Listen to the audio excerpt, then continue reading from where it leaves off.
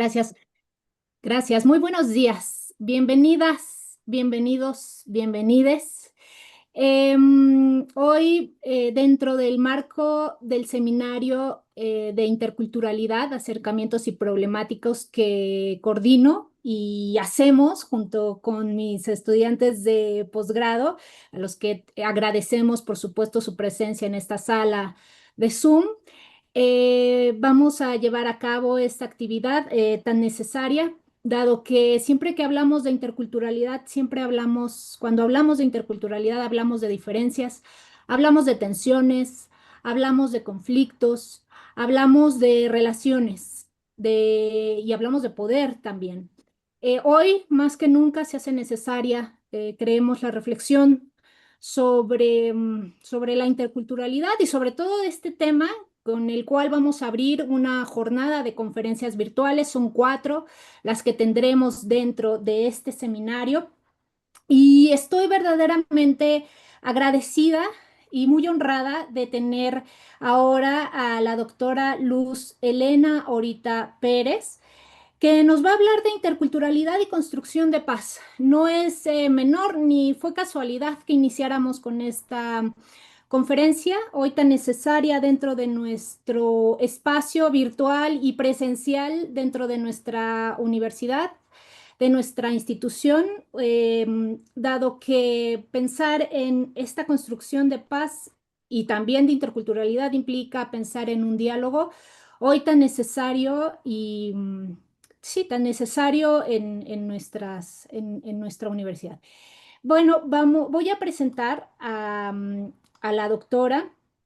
Es narradora, docente, investigadora y promotora cultural, originaria de Tapachula, al sureste de México. Es doctora en educación por la Universidad de Girona, con estudios de maestría en ciencias bioquímicas por la UNAM e ingeniera química por la Universidad Autónoma Metropolitana en Iztapalapa. Desde el 2007 es profesora de tiempo completo de la Universidad Intercultural de Chiapas, la UNICH, donde realiza estudios de semiótica de texto y representaciones sociales en contextos interculturales, así como estrategias didácticas para favorecer la interculturalidad. Ha sido coordinadora de la Academia de la Licenciatura en Desarrollo Sustentable en 2 periodos y actualmente es coordinadora de investigación y posgrado de la UNICH. Forma parte del cuerpo académico UICH, CA 09, Procesos Socioambientales y Cultura de Paz. Nivel candidato del Sistema Nacional de Investigadoras e Investigadores SNI. Desde el 2015 es participante de la Red de Investigación y Cooperación en Estudios Interculturales, la RISEI, y cofundadora de la organización cultural Abriendo Caminos José Antonio Reyes Matamoros. Actualmente su labor de investigadora, promotora cultural y creadora confluye abordando temas para imaginar mundos posibles a través del pensamiento crítico, el diálogo y el trabajo colectivo. Como pueden ver, bueno, tenemos pues, a una experta, ¿no? Y a la que queremos muchísimo y trabajamos eh, muy fructíferamente siempre. Muchas gracias, doctora, por aceptar la invitación. Le doy la palabra.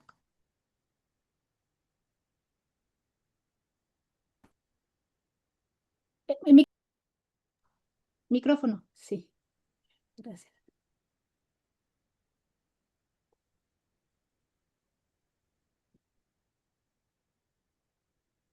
Ahora sí, Sí, ahora listo. sí escuchamos. Muchísimas gracias. Gracias a la doctora Samadi, primeramente a la doctora Irving Samadi Aguilar Rocha, por su amable invitación. Yo estoy muy emocionada de acompañarles en este seminario Interculturalidad, Aspectos y Problemáticas, que está siendo coordinado por la Universidad Autónoma del Estado de Morelos a través del Instituto de Investigación en Humanidades y Ciencias Sociales. Yo estoy muy contenta de este lunes estar con ustedes. Agradezco también al maestro Luis Cabrera por todo el apoyo en la cuestión técnica. Y bueno, a todos ustedes por acompañarme el día de hoy, ¿verdad? En esta ocasión, mi participación en el seminario tiene como objetivo compartir parte de estas reflexiones que estamos realizando desde la Universidad Intercultural de Chiapas en torno a lo que es la interculturalidad como un concepto sí conflictivo, pero también la construcción de paz. Ambos son conceptos urgentes de atender y, bueno, especialmente desde el contexto de propuestas educativas y en el caso específico donde yo colaboro, pues de la educación superior.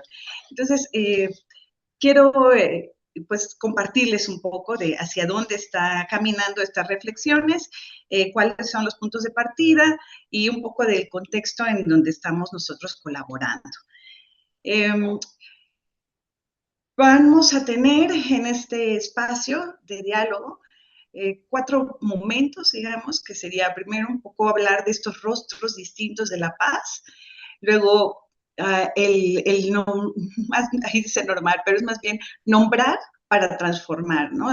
Conocer un poquito el contexto en el que nos encontramos a nivel nacional y a nivel específico de las universidades interculturales, hablar un poco del tema de las interculturalidades y las pedagogías en torno a la construcción de la paz, cómo estarían jugando, y las convergencias y posibilidades pues para este camino que está todavía en conformación. Para poder tener esta sesión, yo quiero invitarles a participar. Por lo general me parece importante que estos espacios sí se convierten en espacios de diálogo. Entonces voy a tener aquí un Mentimeter y les pido por favor que podamos acceder, puede ser a través, sobre todo con sus teléfonos celulares, es lo más práctico, utilizamos el código QR, o bien, si lo prefieren así, utilizar una ventana extra de su, computadora para poder entrar.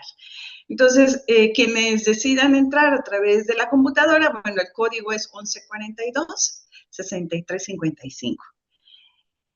Me pueden ir diciendo cuando tengan ya acceso. Como estoy proyectando, no puedo verles, pero sí les puedo escuchar, así que pueden activar su micrófono, nada más para decir que ya están en la aplicación, por favor. Y bueno, yo ya estoy en la aplicación, pero no me deja Ajá. avanzar A ver, estoy en la estamos, primera parte, digamos. a ver, No, ahí, no, no a ver estoy, si vamos viendo lo mismo. no sé si los demás.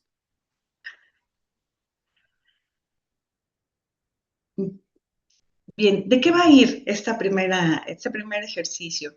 Como se trata de sí escucharme un poco de lo que he estado construyendo, de lo que estamos platicando, discutiendo desde la Universidad Intercultural de Chiapas, pues también saber desde dónde estamos partiendo y pues tener esta retroalimentación. Entonces, las preguntas que van a aparecer en el Mentimeter no es de que estén bien o mal, simplemente nos van a dar información desde dónde estamos situados en el momento de este diálogo. No sé si ya están en esta página. Eh, yo aún no puedo entrar. ¿Los demás han podido entrar? Sí puede entrar. Hola, buen día. Sí No. puede entrar, pero no Hola. avanza. No avanza. No. Bueno, Buenos días, yo también puedo entrar, pero no avanza. Sí, bueno, de no igual importa. manera. Vamos a ir entonces haciendo este ejercicio en el chat. Si no está avanzando, pues seguramente tendrá que ver o con mi internet o con el tema de cada uno de los espacios en donde están conectados. Pero no importa. Vamos entonces ahora a escribir 3 palabras o ideas que vengan a su mente en cuanto pensamos en interculturalidad. Entonces, coloquemos esas 3 palabras, por favor, en el chat. Ya las veremos una vez que podamos hacer este cierre. Ustedes, por favor, ahora escriban estas 3 palabras al pensar en interculturalidad.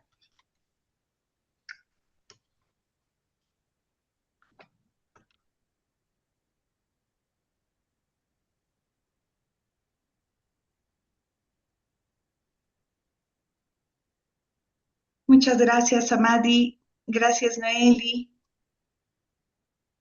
Gracias, Miguel.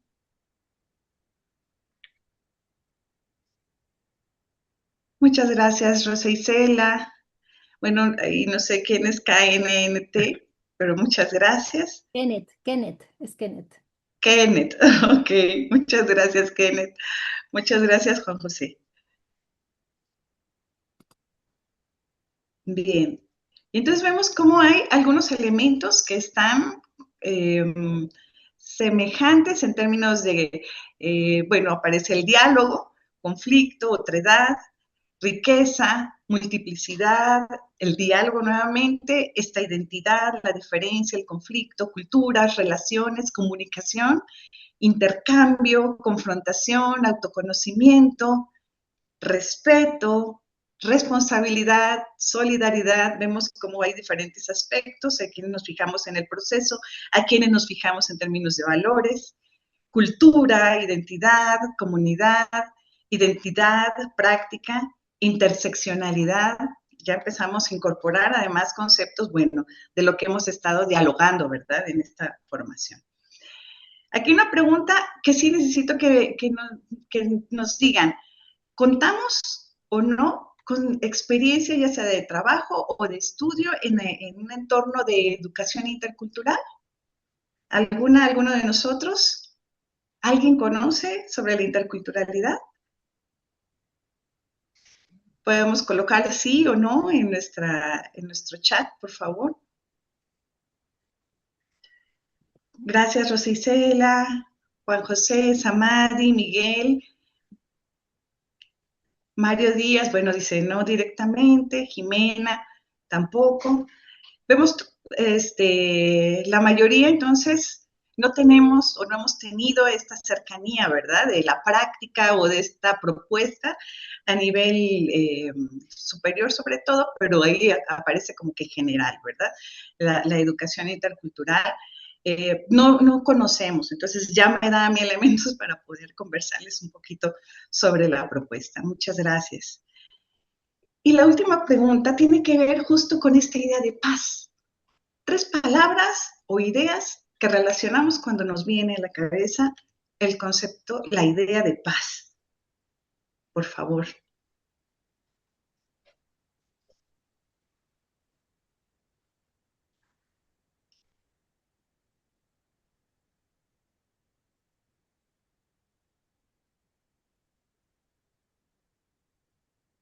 Gracias, Amadi.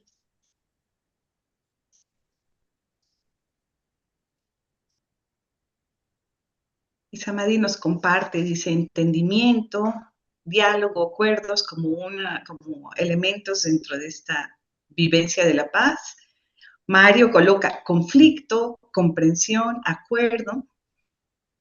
Gracias, Mario. Rosa Isela coloca no conflicto, respeto, igualdad. Vemos ya ahí dos posturas en torno al conflicto. Guerra, al hablar, comparte Miguel, equilibrio, acuerdo. Juan José habla de armonía, bienestar, justicia. Noeli habla de equidad, de acuerdos, al igual que Miguel. Tranquilidad, fíjense, la paz en torno a un estado. Estabilidad, armonía y diálogo, coloca Kenneth. Y Jimena coloca diálogo, acuerdos y bienestar. Muy bien, hasta ahí acaba, ¿no?, nuestra colaboración. Muchas gracias. Vemos entonces los diferentes elementos que estamos nosotros colocando en juego cuando hablamos también de paz. Al igual que interculturalidad, tenemos tanto contenidos de alguna manera como valores, como condiciones y un estado.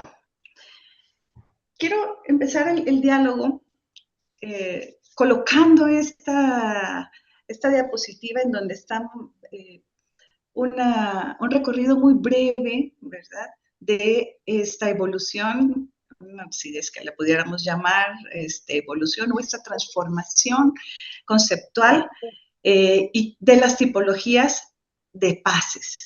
Es decir, primero habrá que reconocer que no es una sola paz, no podemos hablar ahora solamente de que existe un solo tipo de paz, sino que existen diversos tipos de paces. Y para poder comprender esta propuesta de que no es una, sino que hay una diversidad de paces, el hacer este recorrido pues nos puede ayudar. Ya por parte de las respuestas que daban en la última pregunta, imagino que hay algo de recorrido y de aproximación a la idea de la paz y las diferentes formas de concebirla, ¿verdad? Inicialmente está esta idea de la paz negativa como esta unidad interior, se llama, frente a la amenaza exterior. Esto viene desde el eirene griego, que era la manera de decir, es una condición en la cual los habitantes de la ciudad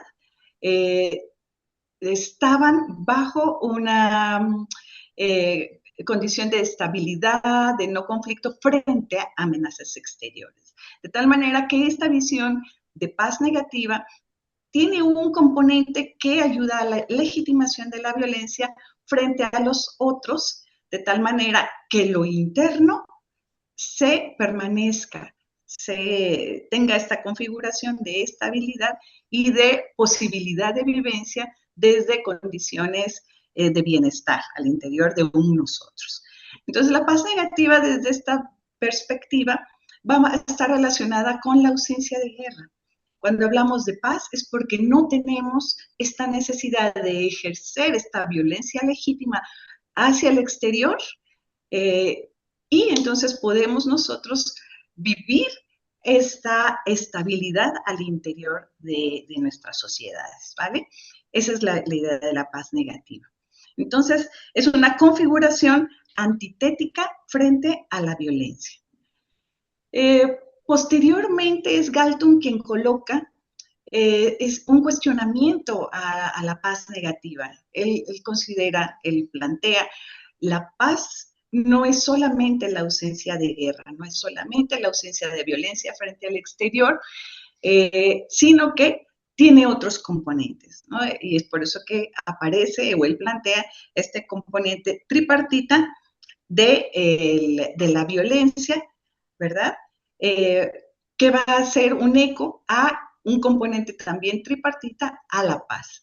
De tal manera que esta paz positiva tiene que ver con un orden perfecto de la mente, un respeto a la integridad y a la vida práctica colectiva desde la Imsha o el Shalom, prosperidad y salvación de individuo en una comunidad, lo que permite una autorrealización. Todos estos son elementos de la paz positiva que vienen de otras perspectivas culturales de lo que es el vivir la paz más allá de no estar en un conflicto entre nosotros frente a un otro. De tal manera que hay una paz tanto estructural como cultural que se manifiesta también en una paz directa.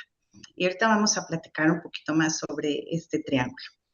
Posteriormente aparece una propuesta, sobre todo es de Muñoz y Ramos, quienes plantean esta paz imperfecta.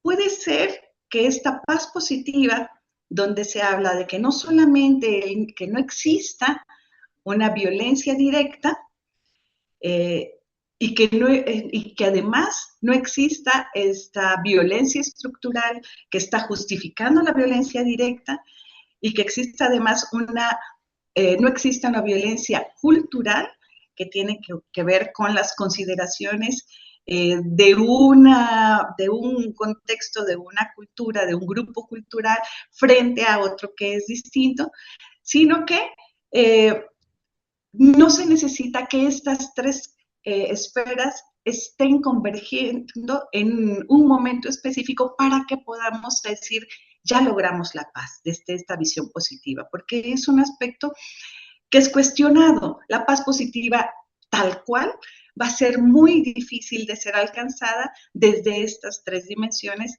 en un momento dado. Entonces es importante identificar que existe en el hoy, en la manera actual de nuestras vidas, una paz imperfecta, en el sentido de que frente a estas condiciones de violencia estructural, las poblaciones, los grupos sociales establecen prácticas, microprácticas que permiten establecer situaciones de paz muy concretas y específicas en tiempo y espacio, de tal manera que la paz es una gestión permanente, que sí, podemos pensar que está dirigida a un alcance, a una paz positiva, pero que en el hoy ya tiene elementos que tienen que ser visibilizados para poder potenciarse y poder articular con otras condiciones a niveles mucho más amplios. Frente a esta idea de paz imperfecta, aparece también la idea de la paz transformadora. Esta paz transformadora la plantea Ramos en términos de que la paz, el conflicto y las violencias, los tres son constructos sociales y prácticos, de tal manera que en nuestro vivir cotidiano están presentes y nosotros como participantes de grupos sociales la vamos construyendo. ¿Y cómo se construye? Bueno, desde estas formas de convivencia. Y de estas formas de convivencia donde se generan estos acuerdos de lo que es el conflicto, cómo se gestiona el conflicto, cuáles son estas consideraciones de buen vivir hacia las cuales queremos caminar y estas violencias que nos atraviesan y que necesariamente tenemos que estar identificando para poder transformarlas. Aquí lo importante de la paz transformadora es la identificación de que tanto paz como conflicto y violencia son constructos sociales y por lo tanto se pueden transformar. Esto digamos que es las 4 paces desde las cuales permiten que Sandoval Forero pueda hacer este planteamiento entonces de paz integral.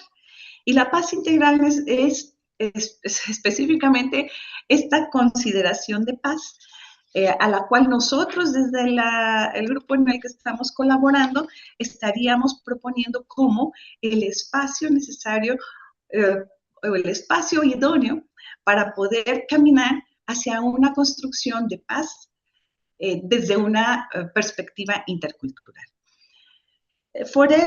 Sandoval Forero lo que está planteando es que esta paz integral sí identifica las diferentes dimensiones de violencia en donde queremos hacer esta transformación hacia una paz, pero que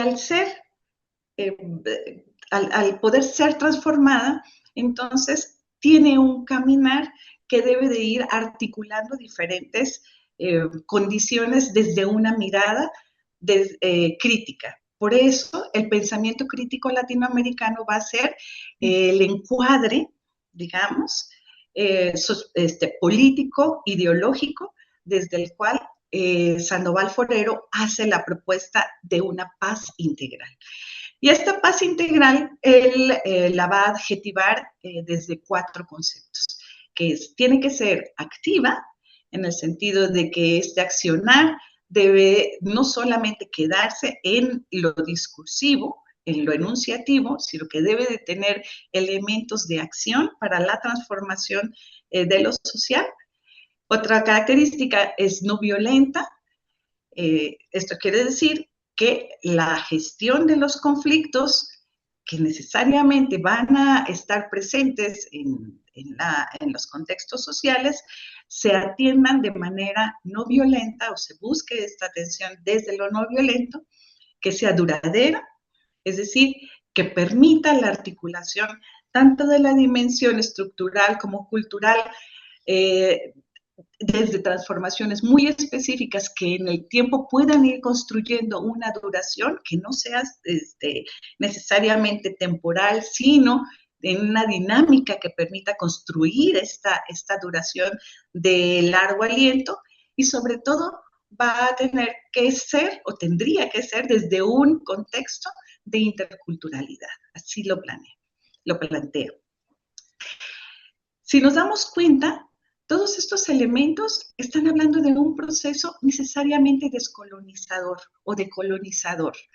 Se necesita tener una visión desde el pensamiento crítico latinoamericano, una visión muy amplia de cuáles son estos elementos sociales, históricos, culturales que están jugando para la gestión de conflictos que en la actualidad es preponderantemente violento, pero identificando que esto responde no solamente a lógicas específicas, contextualizadas en territorios pequeños, sino que más bien es cómo la globalidad, cómo la situación desde una geografía mucho más amplia está incidiendo, está provocando estas dinámicas, y que al reconocer este juego entre los diferentes niveles de poder, de ejercicio de poder, es cuando desde base se puede hacer una transformación.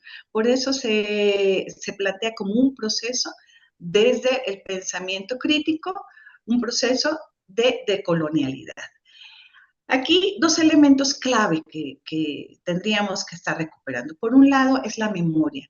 La memoria en términos no solamente individuales, sino más bien históricos, sociales, de largo aliento, y las propuestas de empoderamiento pacifista como la vía para construir estas modificaciones de base. Cuando hablábamos entonces de este triángulo, ¿verdad? De las dimensiones de la violencia que planteaba Galtung frente a la idea de la paz negativa. Cuando hablábamos primero de la paz negativa, se refería a la ausencia de esta violencia directa, a la ausencia del efecto de ejercer una acción directo que esté enfocado hacia la vulneración, no solamente de derechos, sino a la vulneración incluso de la propia vida. Entonces, a eso se reconoce como la violencia directa. Si esto desaparece, diríamos que estaríamos viviendo una paz directa, es decir, no hay una manifestación como tal de este conflicto, de este ejercicio de poder, de esta afectación directa. Pero sí pueden estar conviviendo elementos de la violencia cultural en términos de prejuicios frente a ciertos grupos, lo cual provoca una segregación y las condiciones sociales, culturales, de marginación que no permiten el ejercicio pleno de la dignidad humana de los que participan. Eso es a lo que va esta violencia cultural. Aunque no exista la violencia directa en torno del conflicto, sí existe una violencia cultural que mantiene soterrada los brotes de violencia directa que se pueden manifestar. Y por el otro lado está la violencia estructural, que es justamente estas condiciones estructurales desde la gestión del poder, desde la gestión sociopolítica de las comunidades, que va a estar perviviendo y que va a estar permitiendo el acceso o no de determinados grupos a partir de consideraciones de minimización o de minusvalía de grupos sociales. Además de estos tres elementos de la violencia directa, de la estructural y de la cultural, también existe esta violencia simbólica. Y la violencia simbólica es la que va a estar articulando y justificando estas tres manifestaciones, tanto la cultural, la estructural, como la violencia directa. Y es justamente la violencia simbólica aquella a la que tendremos que tener muy en cuenta para que nuestros procesos educativos sea desde donde se genere esta transformación. Vamos a ver si tenemos una oportunidad de dialogar un poquito más profundo sobre esto. Y entonces, transformar la violencia hacia paz requiere esta reestructuración simbólica de tal manera que se logre condiciones de paz culturales, condiciones de paz estructurales que se manifiesten en esta paz directa. en términos de una reconciliación desde la paz cultural, una resolución de estos conflictos, hablando en términos de condiciones estructurales, y que la reconstrucción de las relaciones en su manifestación de las tramas sociales se pueda llevar a cabo. Pero aquí, ojo, no olvidar que esto va a ser posible siempre y cuando podamos hacer esta reestructuración simbólica de las consideraciones que tenemos de unos otros frente a un otros. ¿Cuál es el contexto en el que estamos y desde el cual pues nosotros estamos colaborando y haciendo esta reflexión en torno a la diversidad y el papel de las universidades interculturales? Hay datos de INEGI ya de hace 6 años. Tenemos en México 68 lenguas originarias. Casi el 20% de la población se autoadscribe como indígena. Sin embargo, de este casi 20% solamente 6.1 es hablante de una lengua originaria, lo que ya nos está colocando una información interesante, importante en torno a este ejercicio, ¿verdad? De la lengua originaria, de su lengua materna, las consideraciones de validez de su uso de la lengua materna frente a la lengua que utilizamos como lengua vehicular en el país. Y bueno, 9.4 de estos hogares todavía se consideran indígenas, aunque no todos tengan este manejo de una lengua materna originaria. Solamente para recordar que la gestión de esta diversidad a lo largo de la historia de nuestro territorio, ya como consolidado como país, es que esta gestión sociopolítica se ha posicionado frente a la diversidad como la necesidad de gestionar un problema indígena, es decir, la diversidad cultural históricamente en México se observa como un problema, ¿no? Como una condición de la cual se haga, o sea, se tome una conciencia, se forme parte desde una valoración positiva, sino que es al contrario, se observa como un problema indígena que tiene que ser gestionado. Y entonces esta gestión de la diversidad ha atravesado por diferentes periodos en nuestro país, bueno, desde esta segregación, castellanización y conversión, pasando por Porfiriato, luego todo este indigenismo institucionalizado, donde lo que se veía o se pensaba que era lo deseable, la desindianización y más bien la generación de esta ciudadanía mestiza, ¿verdad? Como lo ideal, y luego el reconocimiento nuevamente de esta nación pluricultural y la necesaria visibilización y gestión desde una idea que se le llama interculturalidad. Ya veremos que esta interculturalidad va a tener también sus diferentes concepciones, así como diferentes están estas ideas de paz, también la idea de la interculturalidad. Un elemento importante a partir de esta gestión y de esta propuesta alterna de la gestión de la diversidad podemos ubicar en la escuela zapatista, donde a partir del levantamiento del Ejército Zapatista de Liberación Nacional hay un planteamiento de autonomía y una gestión de su propio proceso educativo al interior de estas comunidades autónomas, donde este derecho a la educación debe de ser culturalmente pertinente. Y frente a esto, esto aparece tal cual en los acuerdos de San Andrés en 1997 y que después de que son firmados, además son socializados en diferentes idiomas, idiomas originarios de Chiapas, se plantean como una necesidad, como una demanda muy sentida, muy específica en términos de la educación, donde se requieren materiales didácticos destinados a poblaciones que estén, donde sea considerada su especificidad cultural. Aparecen entonces estos tres elementos, así donde podemos identificar claramente naturaleza de los textos que se quieren, es decir, hay un elemento aquí, si identificamos de memoria, es decir, el posicionamiento del movimiento zapatista habla, ya empieza a tocar el tema de la memoria como una memoria que tiene que estar ligada al contexto cultural, sociohistórico de estos territorios, esta revisión de las instancias administrativas en el sector educativo y el establecimiento de sistemas de apoyos y de becas. Entonces va de la mano la memoria, pero también las condiciones materiales para poder ejercer este derecho a la educación. ¿Cuál es la respuesta oficial mexicana? Bueno, seguramente ya lo habrán conversado en algún momento.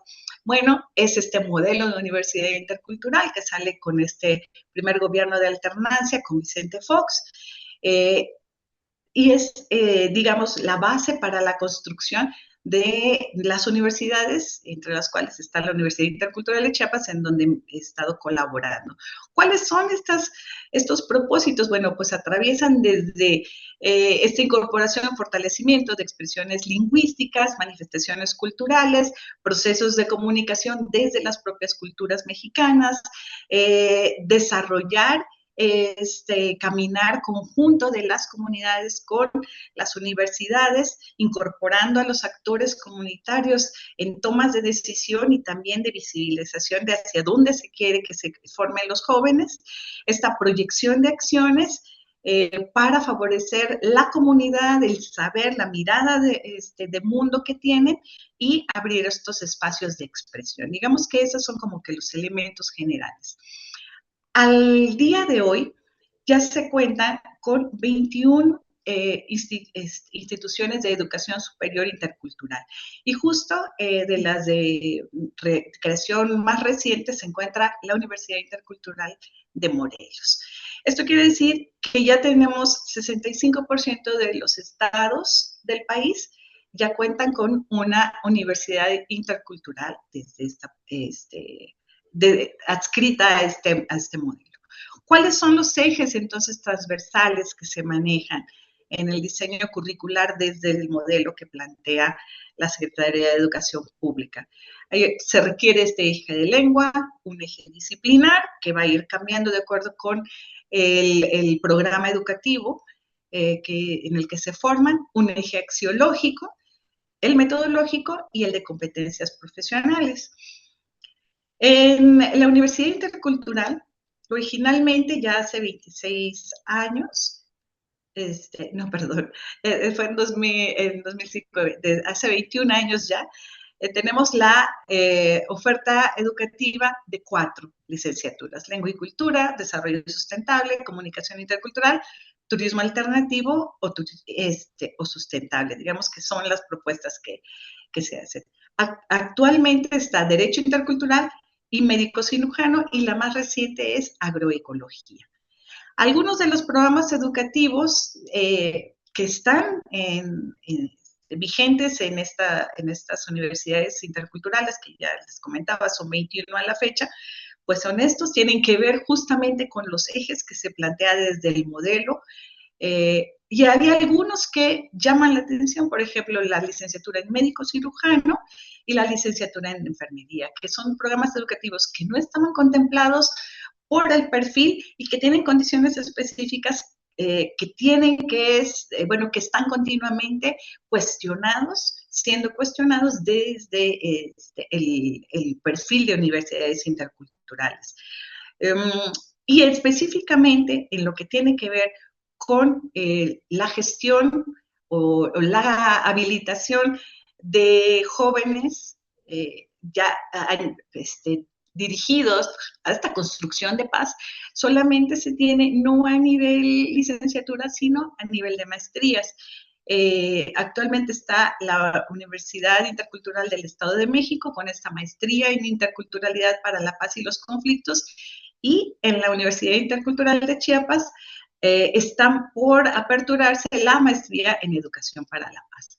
Entonces, Digamos que este es el contexto a nivel nacional. ¿Cómo podríamos pensar entonces que están articuladas estas interculturalidades y pedagogías para la construcción de paces?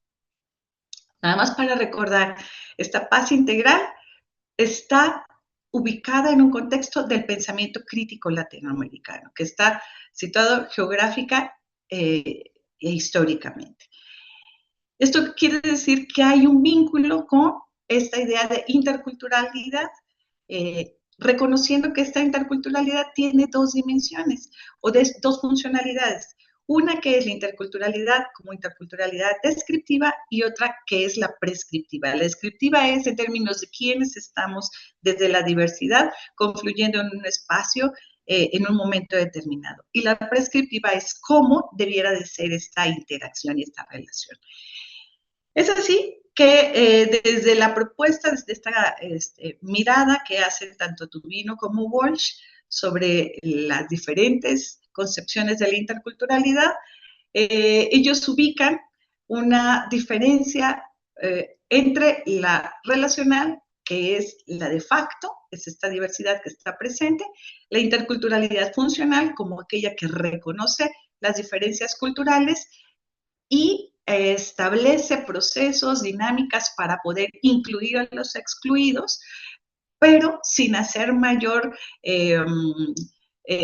observancia o crítica frente a estas condiciones que están provocando la exclusión, y la interculturalidad crítica, que va un poco más allá. Es no solamente incluir a los excluidos, sino más bien analizar qué es lo que está sucediendo en términos estructurales que está provocando esta exclusión, y al identificar esta condición estructural, estar muy atentos a que esta estructura está relacionada con una noción colonial y racial de las poblaciones diferenciadas. Por lo tanto, al hablar de una propuesta pedagógica intercultural, tendríamos que hablar de una propuesta desde una pedagogía crítica también. Ahí ya estamos viendo cómo está enlazado con la idea de la idea de la paz integral. La paz integral que está justamente desde una propuesta que está vinculada con la pedagogía crítica, donde lo que se quiere, se requiere es esta transformación, identificando condiciones de desigualdad, pero que están abrevando desde una condición estructural vinculada a una mirada colonial de la diversidad y de los territorios.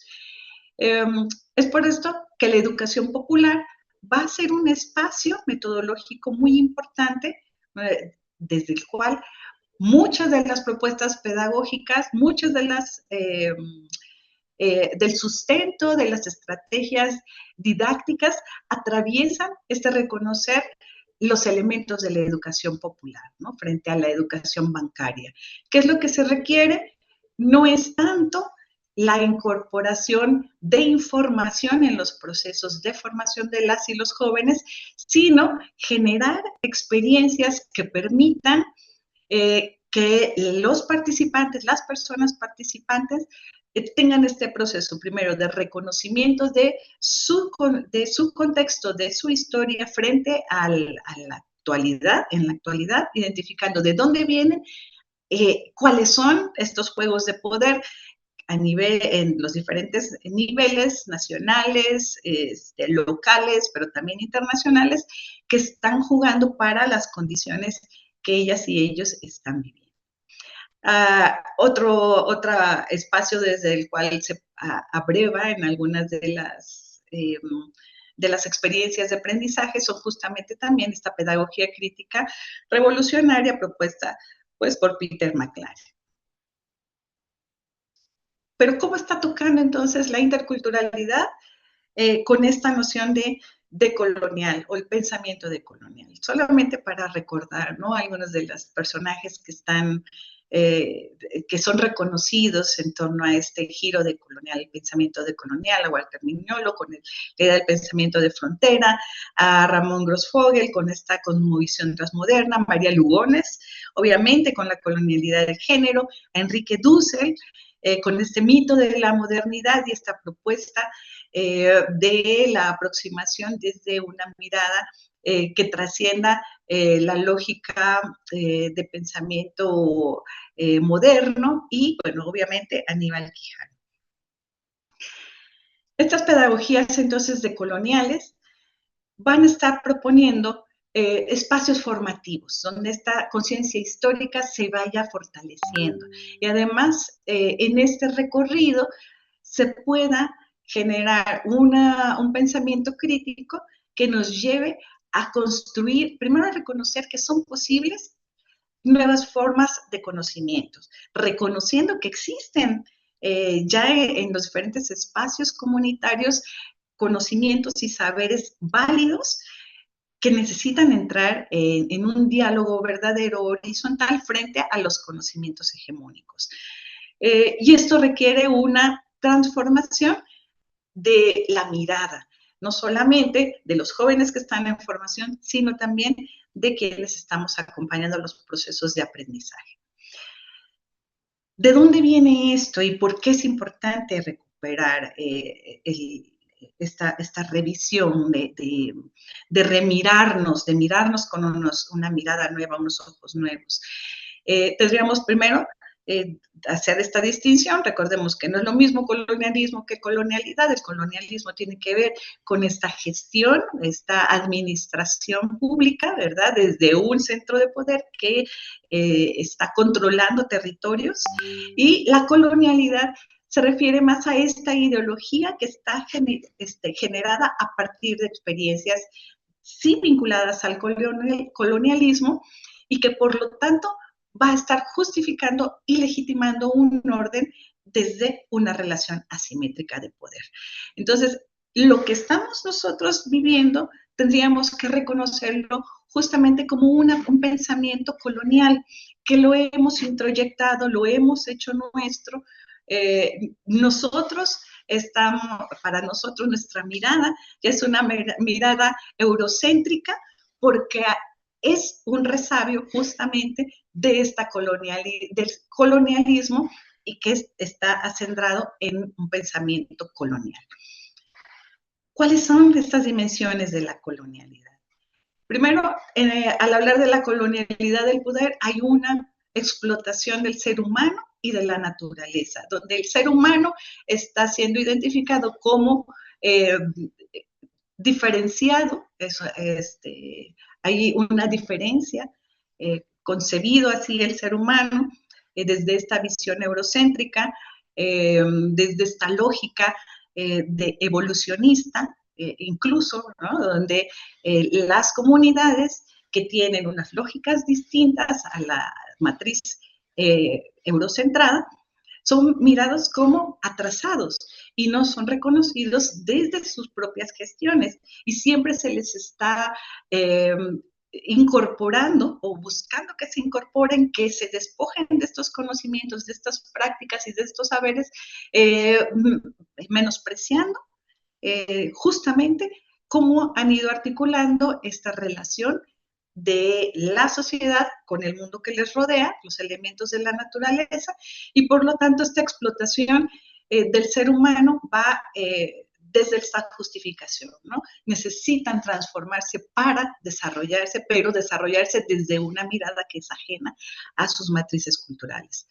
Otra dimensión es la colonialidad del saber.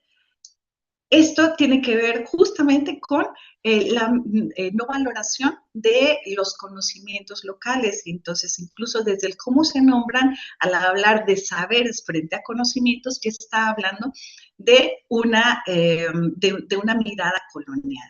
Y por lo tanto, al dejar de lado como conocimientos no válidos, se van perdiendo, y es lo que pues, se considera como epistemicidios, donde es la razón moderna la que es válida frente a todos los otros conocimientos y formas de aproximación al mundo. Y estas dos juegan justamente para que se configure esta colonialidad del ser, donde la subjetividad se atraviesa, o sea, se construye desde una mirada racista y patriarcal, sobre todo. ¿Cuáles son entonces estas consideraciones metodológicas para poder pensar en hacer o construir paces desde una mirada distinta?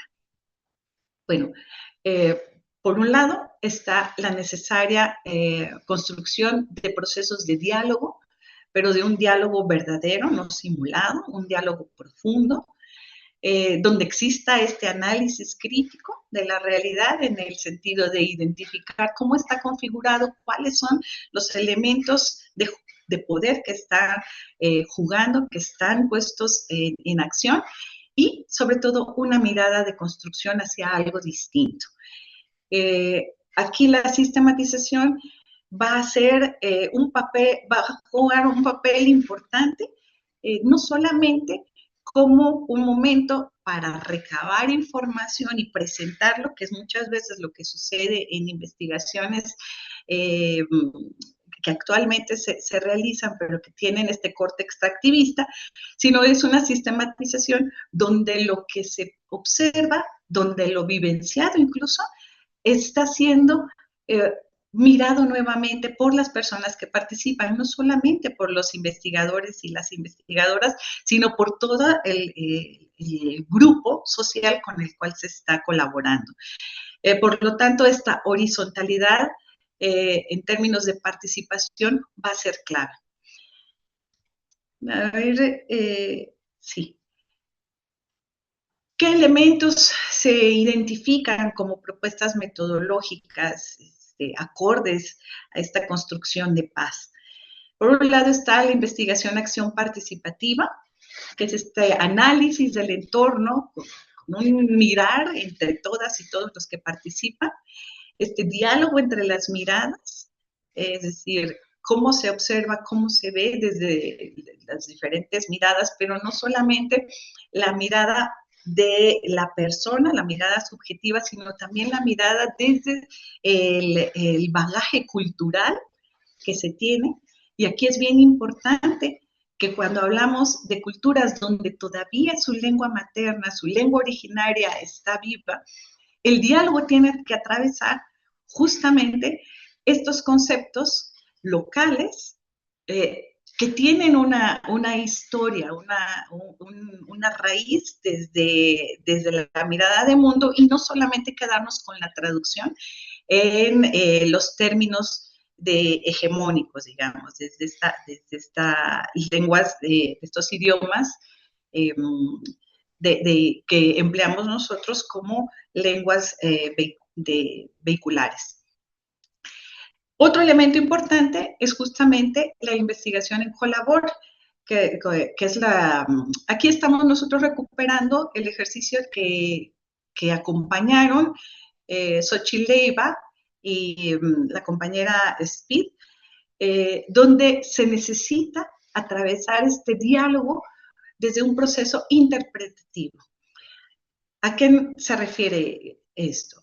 Justamente a que este diálogo entre las miradas tiene que atravesar una aproximación a la mirada de mundo diversa desde la matriz cultural con la que se está construyendo este conocimiento nuevo.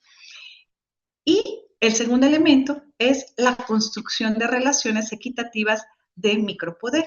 Es decir, no basta solamente con que estemos en diálogo, con que mi mirada, desde mis conceptos propios, estén de alguna manera espejeando con los conceptos desde podemos decir, desde la ciencia convencional, sino que se necesita establecer estas condiciones de ejercicio de poder equitativo. Es decir, si se considera mi hacer tan válido, aunque yo no tenga una formación académica reconocida institucionalmente, pero mi saber que está puesto en diálogo a través de mi palabra y donde lo que está justificando mi palabra atraviesa mi recorrido, ya sea como habitante en un espacio o como líder comunitario, tiene las mismas condiciones para ejercer el poder y dialogar frente al otro. Entonces, solamente para recuperar, el diálogo va a ser un elemento clave. Las etnografías participativas y de colaborativas en términos de esta construcción desde una igualdad también van a ser elementos importantes. Ya hay algunos ejemplos en el ejercicio que hacen de esta recuperación de metodologías inductivas, Moreno Medrano y Corral Guillén. Entonces, hay ya elementos que discuten desde esta visión del pensamiento decolonial. ¿Cuáles serían estas convergencias y posibilidades en torno a la construcción de paz desde las universidades interculturales? Existen ya este impulso por aproximarnos, no solamente porque desde el gobierno federal se esté impulsando esta construcción de programas dirigidos a la construcción de paz, no solamente por ello, sino porque es de verdad identificado como un aspecto necesario para las dinámicas internas y de la universidad con las comunidades de incidencia para construir procesos desde una mirada de paz en conjunto. Entonces, están estas figuras como la Asociación de las Universidades Interculturales, que ya son alianzas muy concretas, y la experiencia que se tiene. Hay una diversidad cultural donde va una construcción de diálogo interepistémico que todavía está en construcción, que todavía tiene sus limitaciones, pero que se está caminando. Hay programas educativos que están dirigidos a esta atención y recuperación de conocimientos comunitarios y hay regiones de incidencia específicas que están vinculados, bueno, con estos temas de interés. Sí, las universidades son espacios de tensión, tanto social como epistémica y también de gobierno. Entonces, hay un elemento aquí muy importante todavía a trabajar, sobre todo en el tema de la atención de gobierno. Somos universidades, la gran mayoría reconocidas en este subsistema de interculturales, no tenemos una autonomía de gobierno. Y eso implica que las condiciones de operatividad estén siempre supeditadas a los cambios de gobierno a nivel estatal y esto dificulta construir y consolidar estos procesos de paz. Sin embargo, es importante saber que ahí se va caminando. Bueno, ¿cuáles son estos elementos clave de la experiencia? Por un lado, ya hay actores de la comunidad universitaria que se han ido formando, habemos varios docentes que tenemos un recorrido dentro de la universidad que nos ha permitido irnos formando desde esta visión de construcción de experiencias de formación como acompañantes, más que como catedráticos, más bien en este posicionarnos como acompañantes, como guías, y hay un conocimiento acumulado a lo largo de estos ya 21 años que llevamos, al menos en la Intercultural de Chiapas. La estructura de gobierno, ahí tendríamos que continuar trabajando y colaborando con las diferentes instancias a nivel federal, pero hay vínculos comunitarios muy importantes que se pueden ir fortaleciendo. A nivel federal, en los últimos 3 años se han realizado estos encuentros nacionales de universidades interculturales, donde los temas de trabajo han sido la nueva escuela mexicana como un espacio de oportunidad. Entonces, se ha discutido las limitaciones, pero también las grandes oportunidades que se tienen. la articulación entre comunidad y universidades interculturales, y por eso atraviesa el tema de la vinculación comunitaria, cuáles son las limitaciones, cuáles son las experiencias que se han funcionado y por qué es que han funcionado. Esta participación de sectores universitarios, porque se reconoce que a pesar de que se habla de una universidad intercultural, la gestión interna de nuestras universidades todavía tiene un componente vertical muy fuerte que muchas veces limita esta gestión y construcción de interculturalidad como una dinámica interna, y la necesaria actualización de programas educativos. Porque a lo largo de estos 20 años, justamente se observa que necesitamos hacer una transformación del cómo se está planteando, cuáles han sido nuestros aciertos, pero cuáles son las necesidades de modificación para lograr aterrizar en procesos más cercanos a lo que se estaría planteando desde una interculturalidad crítica. Los ejes de trabajo son género e interculturalidad, innovación de tecnologías y vinculación comunitaria intercultural. Bueno, aquí algunos elementos en términos de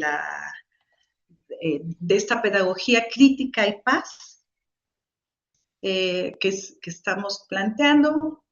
Esto es bueno, algunas imágenes del caminar, ¿no? Con la participación comunitaria, el trabajo de las y los jóvenes con las comunidades, con productores, productoras. Y bueno, todavía es algo que está en construcción, es algo que se necesita colocar no solamente como un contenido, sino como una práctica transversal de nuestro acompañamiento. Sería lo que tengo para compartir con ustedes.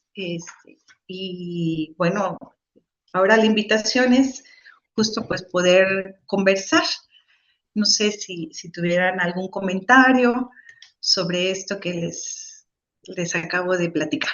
Muchas gracias, doctora Orita. De hecho, bueno, muchas gracias. Ha sido una conferencia bastante rica en información, en contenidos, incluso las metáforas que utiliza justo, ¿no? Para hacer estos recorridos, esta idea de caminar, que es un concepto muy filosófico para marcar esa vida que nos atraviesa y las experiencias en términos interculturales. Ha sido muy bello, le agradezco muchísimo. De hecho, eh, para aquellos que están preguntando ahora en Facebook si pueden asistir a estos seminarios, por supuesto, pueden hacerlo de oyente, pero lo traigo a colación porque yo el primer día de este seminario que se titula Interculturalidad, acercamientos y problemáticas, utilicé dos de sus diapositivas. Y las digo porque marco dos problemas interesantísimos, debidamente referenciadas, ¿eh? Ahí decía, doctora, ahorita es la que puso la autora de esto. Bueno, una que tiene que ver justamente cuando aparece el problema, que aparece el indigenismo como un problema. Y esto es muy importante tanto para la interculturalidad, a mi parecer, como para la construcción de paz, porque la cuestión aquí, creo que lo que se juega es que el conflicto nace justo por esta concepción de la otredad, ¿no? Del otro. En este sentido, y en México, sobre todo, y me atrevería a decir en Latinoamérica, pues tiene que ver con figuras como el indigenismo que han sido construidas desde este pensamiento grande, ¿no? De Occidente, y que aparecemos siempre, y digo aparecemos en carácter de mestizos, ¿no? Porque estamos contextualizados y lo que buscamos siempre como investigadores desde hace poco, ¿no? Desde justamente el surgimiento de este tipo de discursos decoloniales, es de hacer una investigación situada que responda verdadera, o sea, que responda a nuestros contextos a partir de sin el desconocimiento, por supuesto, de esta construcción epistémica occidental y que de alguna manera articula nuestros discursos, ¿no? Todos nuestros discursos, pero en este entendimiento de poder dar cuenta de nuestras problemáticas. Y entonces, esa diapositiva tan ilustrativa, y por eso la traje ahí, la puse el primer día en mi seminario, es este recorrido que hace el indigenismo, el problema del indigenismo, y es importante decir que aparece como problema y es un problema del indigenismo y de la otredad, o sea, aquello que no, que es completamente diferente a nosotros y que Sí, tenemos ahí un vínculo, uno. Y la otra, justamente este marco para aquellos que nos escuchan en Facebook, este marco en el que arranco este seminario, que es el marco de esta interculturalidad crítica y estos autores que aparecen ahí como Dussel, como Lugones, que justamente abordamos textos sobre ellos, cada uno elijo uno y también, bueno, los chicos pueden elegir si les interesa uno para poder abordarlo, pero desde esta interculturalidad crítica, ¿no? Porque creo que justo es donde se pone, es donde hay la posibilidad, a partir de esta crítica hay la posibilidad de pensar en una construcción de paz, ¿no? Que esa es otra evidencia otra cosa que creo que podemos mostrar en esta construcción de paz, que surge por estas desigualdades, ¿no? Por estas diferencias, por estos conflictos tan situados en nuestros contextos a partir y que han tenido una historia, ¿no? Y que no puede ser eludida esta historia de colonialidad y cómo han surgido todas estas desigualdades, ¿no? Y luego estas propuestas por hacerlos visibles. Ha sido verdaderamente esto que comenta muy importante. Y bueno, yo tengo preguntas ya en lo concreto de esta construcción, ¿no? Pero sí me gustaría dar aquí a nuestros casi colegas ya, pues la palabra para sus preguntas y después sigo yo, por supuesto. ¿Alguien quiere iniciar? muchas gracias.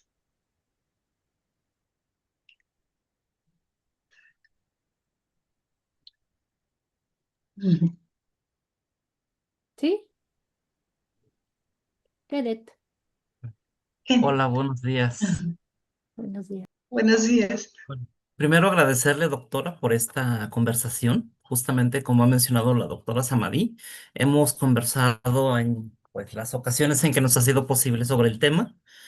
Y yo tuviera una duda, y es, por ejemplo, aquí en mi comunidad ha habido varios intentos de crear grupos de discusión, por ejemplo, de temas de interculturalidad, de diferencias, pero a nivel general somos una comunidad bastante homogénea. Es decir, Ya. ¿cómo lograr que más gente se interese por aquello que es diferente si al interior de la comunidad, en mi caso, pues la mayoría tenemos los mismos referentes culturales, por así decirlo, ¿no? Afortunadamente, pues yo he podido estudiar, ¿no? Y no solo aquí en mi pueblo, sino pues en Cuernavaca, Ciudad de México y demás. He estado, digamos, frente a otras realidades. ¿Cómo motivar a que más personas eh, empiecen a interesarse por la interculturalidad como una manera de avanzar, digamos, en ciertos temas como pues, los derechos humanos, feminismo e incluso medio ambiente, ¿no? Que es algo que hoy en día es un gran problema, ¿no? Gracias a ello, pues tenemos las olas de calor tan intensas que nos Ujú. azotan. Entonces, esa sería, por un lado, la pregunta, y por el otro lado, también cuestionar qué tanto avance considera usted que hay en el tema de interculturalidad para, em, digamos, ver un avance hasta cierto punto sobre el tema. Muchas gracias. Ok, muchísimas gracias, Kenneth. Gracias por la pregunta. Y antes de contestar, y bueno, justo para poder contestar, ¿dónde estás ubicado? Por ejemplo, o sea, la pregunta, porque dices aquí, pero no sé dónde es aquí. Sí. Bueno, mi comunidad se llama Pilcaya, es la cabecera municipal del municipio homónimo, Pilcaya Guerrero. Es el municipio más Ajá, al norte. De hecho, colindamos con el Estado de México y el Estado de Morelos. Mi comunidad ok, particularmente con el Estado de México. ok, bien.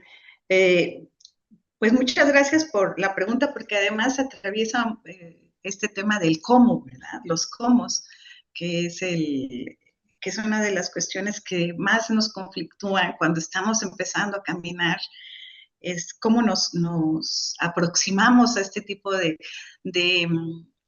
experiencias distintas para el diálogo, lo vería yo, ¿no? Así, la pregunta.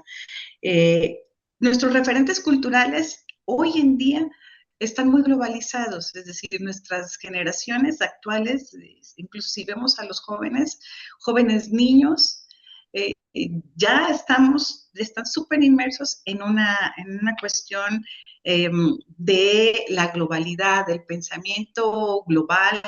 Los referentes pueden tener una identidad incluso mucho construida con elementos más cercanos a juventudes de otros espacios del globo terrestre, ¿no? Y hablar el mismo lenguaje. Pero todavía están nuestras generaciones muy ligadas a generaciones que tuvieron otra dinámica de vida. Siempre va a haber alguien de nuestras familias que tienen conocimiento en términos de práctica, aunque haya sido el idioma vehicular el español, no importa, pero una práctica de vinculación con el mundo fue distinta a la que ahorita vivimos. Y ya desde ahí está marcando una diferencia en torno a nuestros recorridos. Un ejercicio bueno, hay varios ejercicios, pero un ejercicio que me parece interesante, por ejemplo, es ¿desde dónde viene mi nombre? ¿Cuál es la genealogía de mi nombre? Y vamos a ver que van a estar ligados a una historia muchas veces familiar o de contacto de alguien o porque fue al extranjero y de ahí trajeron mi nombre, o sea, incluso estas situaciones. Y entonces ya el recorrido de mi construcción personal, de mi identidad, no es solamente lo que estoy vivenciando ahorita, sino que hay una conexión con generaciones previas a la mía. Y entonces, el traer esa historia mía al diálogo con la historia de las y los demás, ya nos está permitiendo hablar de una diferencia. Sobre todo en el centro del país, bueno, yo soy de Tapachula, donde hay una historia de mucho movimiento, ¿no? Ahí era el paso hacia Centroamérica, ya históricamente, entonces hay una diversidad en torno de las culturas que en algún momento se establecieron y se establecen todavía, ¿no? Ahora en los últimos 10 años con esta nueva oleada de la migración se reenriquece, ¿no? Ahora desde otros espacios del mundo que antes no tenían una representatividad como la tienen ahora, ¿no? Pero también en el centro del país hay una diversidad muy importante, histórica, que tendríamos que ir recuperando desde nuestras propias historias. Entonces, una recomendación sería esa. Valoremos la diferencia primero desde nuestros propios recorridos de conformación como personas, de nuestras identidades, porque siempre va a tener elementos de lo diverso. Y no solo desde dónde vienen mis linajes, sino también cómo estos diferentes linajes tenían un lugar o construyeron un lugar desde sus entornos sociales muy específicos, desde lo que ellas y ellos se dedicaban. ¿A qué se dedicaba, por ejemplo, tu abuela o tu abuelo? ¿Sale? Entonces, no siempre van a ser las mismas miradas. Quizá ahora es lo que nos toca, lo que nosotros estamos viviendo, luego tenemos nuestra mirada muy en el instante, en el hoy, y se nos olvida, ¿no? Hacer este recorrido hacia atrás. Entonces, mucho del ejercicio es recuperar esta mirada de lo histórico, ¿no? Y cómo esta historia tiene una continuidad en mi hoy y en esta manera en la que yo me estoy vinculando con las y los demás. No sé si me explico y si es de utilidad este ejercicio, ¿no? Para poder recuperar. No importa que hayan diferentes idiomas, porque no necesariamente, ya hay muchos que se han perdido en términos del uso, eran los datos que les daba, ¿no? Hace un momento, porque incluso comunidades donde sí se reconocen, se autoadscriben a un pueblo originario, ya casi no hablan, ¿no? Entonces, no importa que ahora no lo atraviese, pero lo interesante es poder hacer este recorrido y identificación de mi herencia cultural. Y luego, alcance, ¿qué tanto alcance existe de la interculturalidad? Yo creo que la propuesta de gobierno que estamos viviendo ahora y que recupera mucho el tema de esta matriz histórica, cultural, nos da algunos elementos para colocarlos en diálogo, pero todavía estamos caminando para construir una interculturalidad que no sea funcional. En las universidades interculturales somos nacidas desde esta visión de interculturalidad funcional, y entonces el reto que tenemos es poder trascenderla. Ese es el verdadero reto. Y por lo que les comentaba hace un momento, de cuáles son las condiciones de no autonomía, es una condición muy fuerte, porque a pesar de que exista este proceso de reflexión, de construcción, de creación, de imaginar diferentes propuestas y maneras de relacionarnos y de construir acuerdos con las comunidades, estamos supeditados siempre a un ejercicio de una gestión económica, política, al interior de nuestras universidades que no siempre van a entender esta lógica. Entonces, ¿qué tanto? Yo creo que no es mucho lo que se ha avanzado desde lo que se quisiera, pero sí es muy importante y significativo porque está colocándose como un tema de interés. Entonces, esa es una fortaleza. No sé si respondí a las dudas y si Claro sirve que sí. para esta discusión. Muchas gracias. Miguel, ¿habías levantado la mano?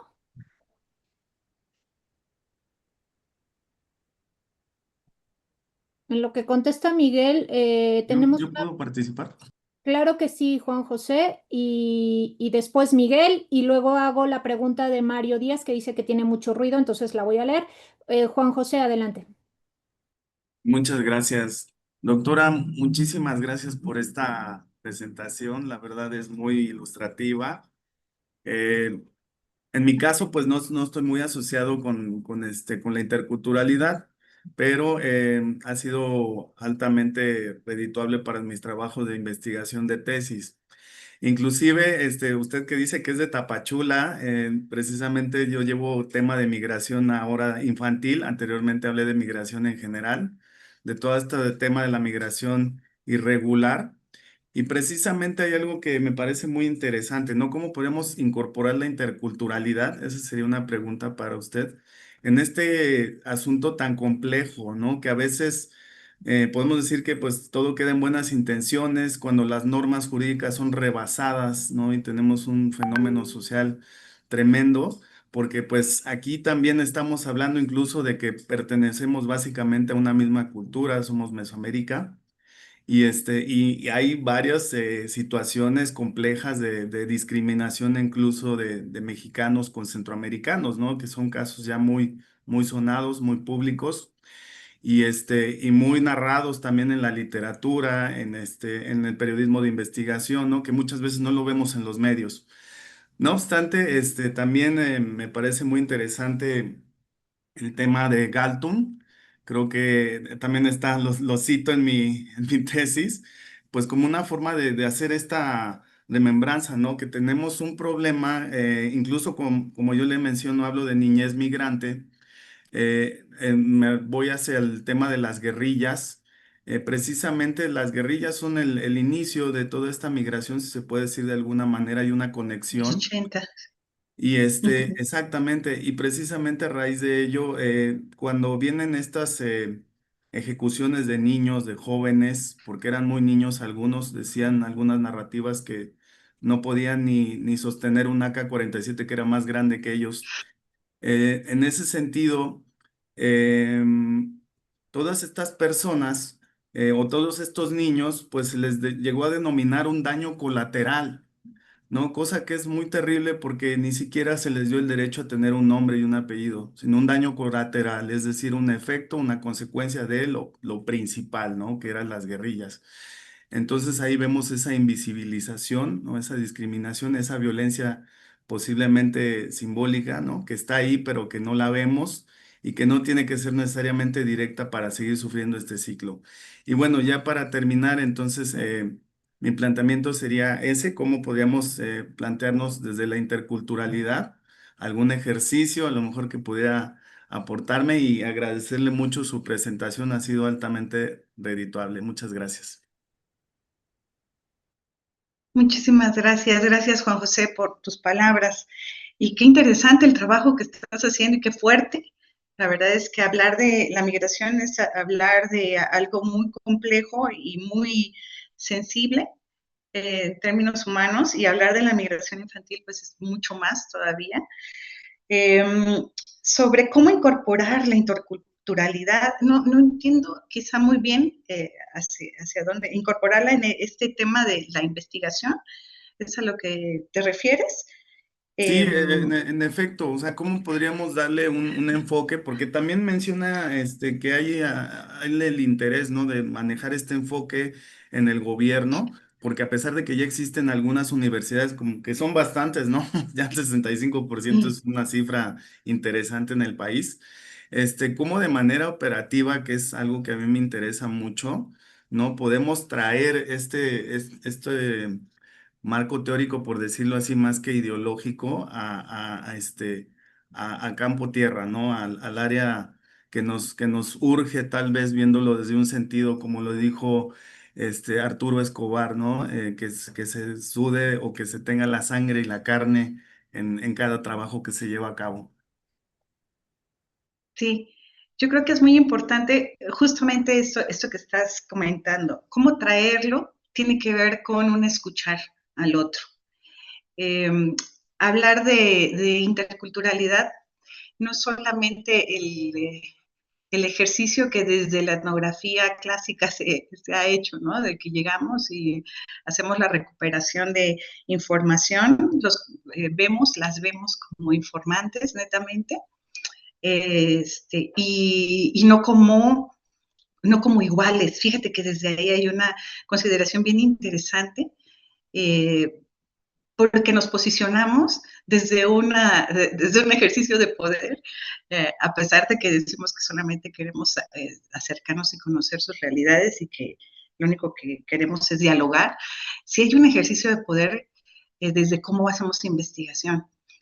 El trabajo que hizo la doctora Xochitl Leiva es un trabajo bien interesante, que es de Colabor. Ahora les doy el dato del libro, en donde a grandes rasgos qué hacen ellas y ellos. Claro, ellos en el contexto de hacer un trabajo de investigación entre pares conformados por un investigador o investigadora adscrito a una universidad o un instituto de educación, de formación acreditado académicamente, y otra persona que formaba parte de un cuerpo social, de alguna cultura de la Via Yala, ¿no? Porque no solamente era de México, sino de diferentes lugares del continente.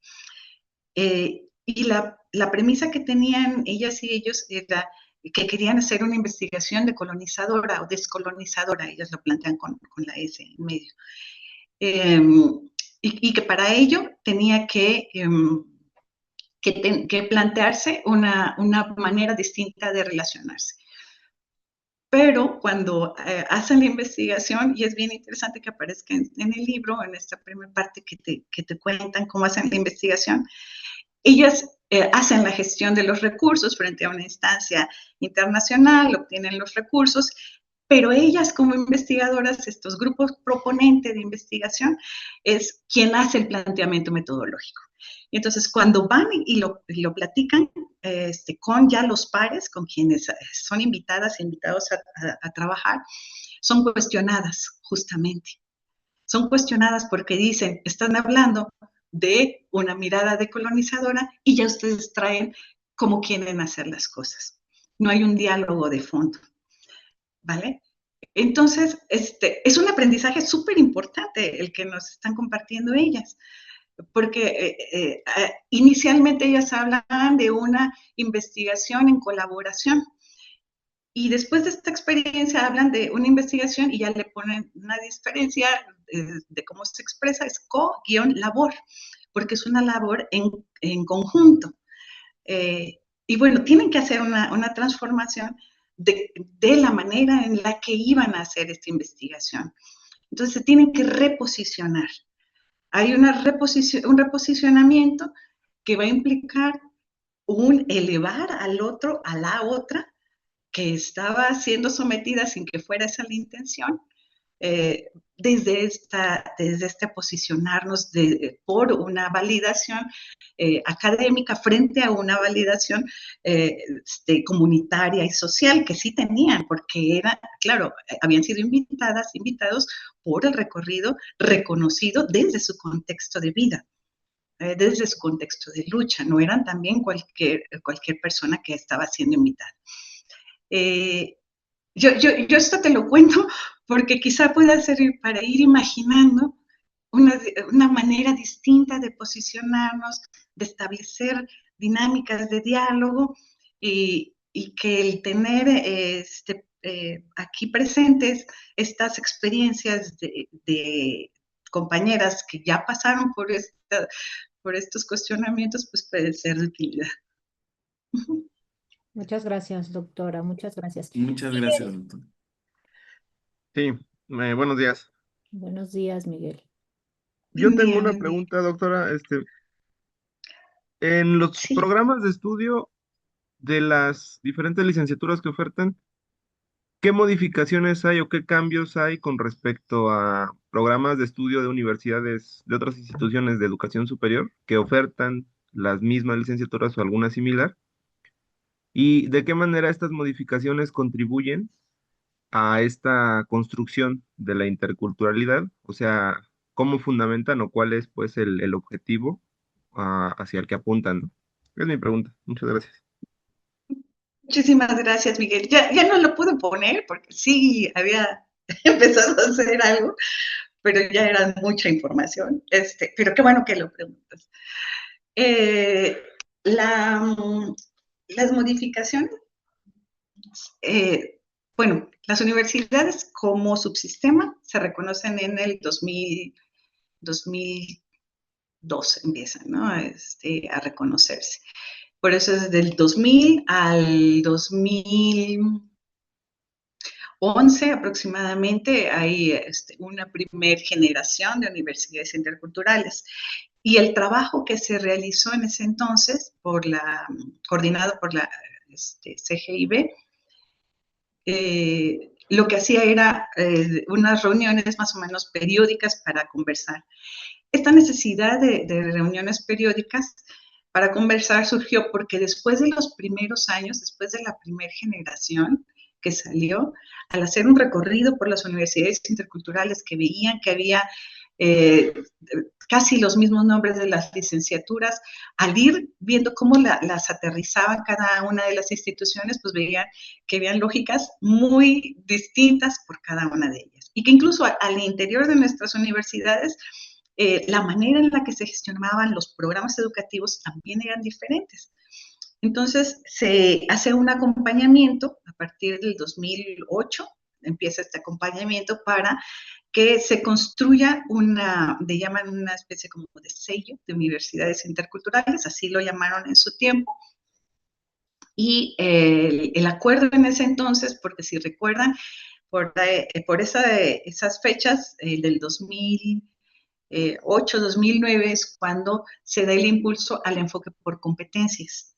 Entonces, bajo esta mirada de enfoque por competencias, se recupera el planteamiento de ejes disciplinares compartidos. De tal manera que va a haber un eje disciplinar como tal, que se llama, más bien ejes de formación compartidos.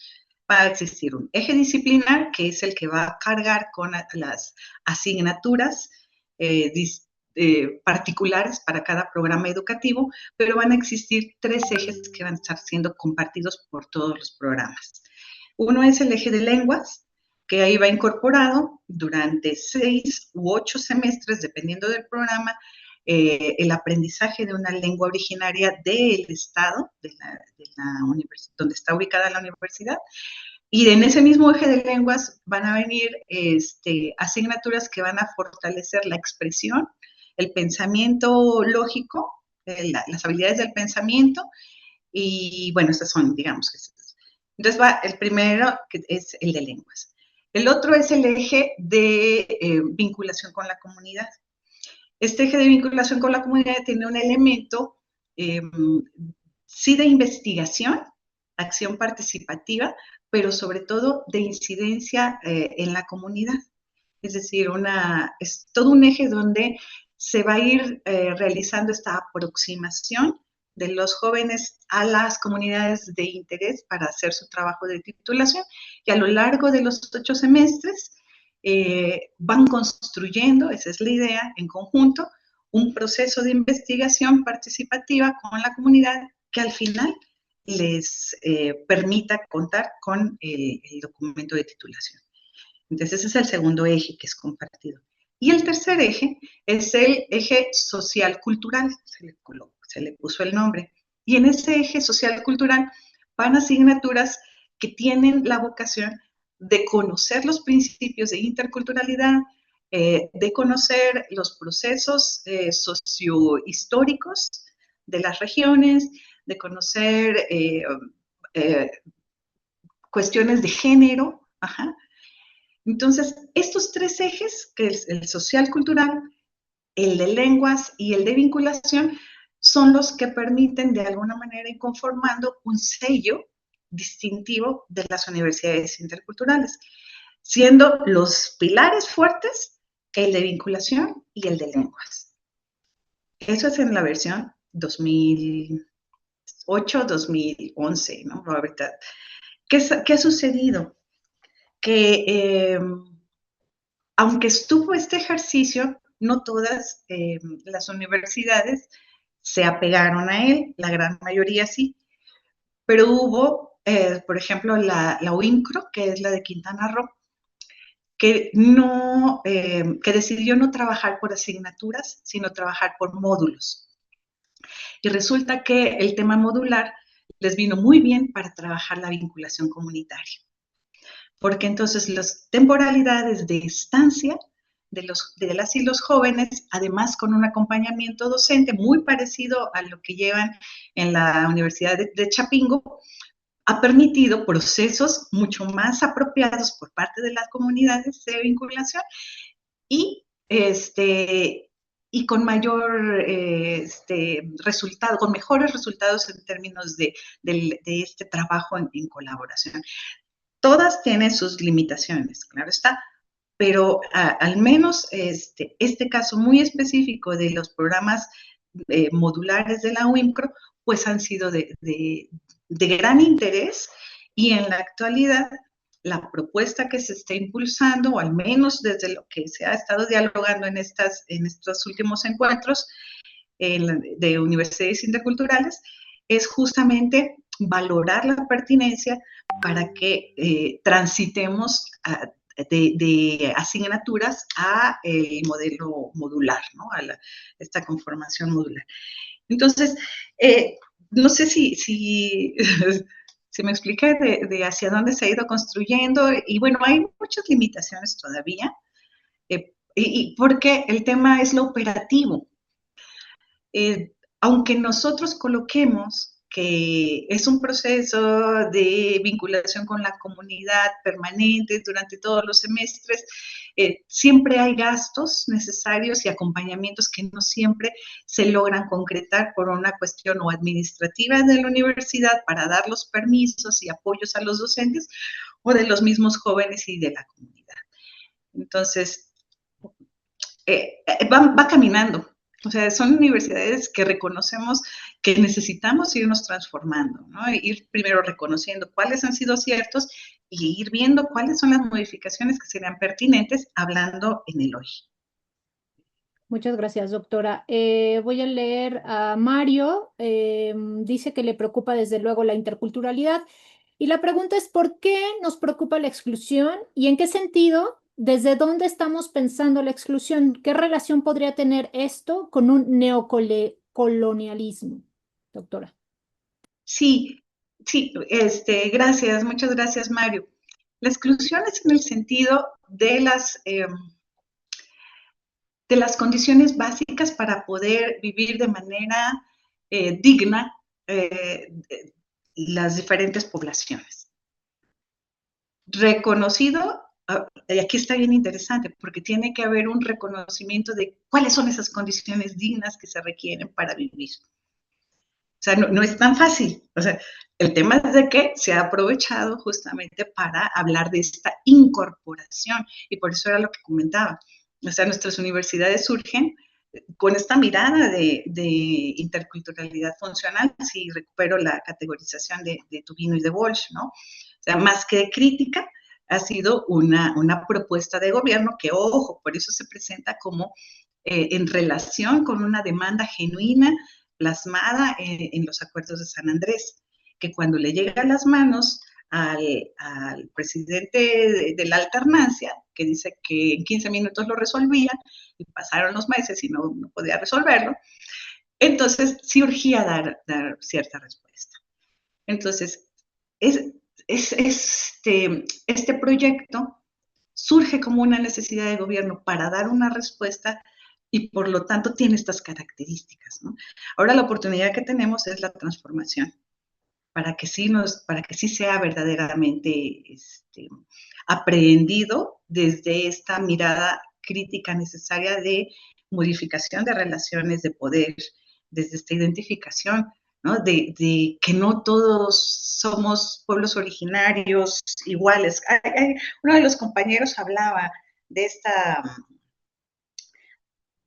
ahorita no sé si era Kenneth, pero este tema de los pueblos originarios, hacemos un reduccionismo cuando hablamos así, cuando utilizamos ese término, pero porque no me alcanza para hablar de los choles, de los celtales, de los otziles, pero estoy consciente que estoy haciendo esta reducción, porque no es homogéneo, no son comunidades ni culturas homogéneas, ni son valoraciones iguales, y por eso es tan necesario el aprender a escucharnos para identificar estas diferencias, ¿no?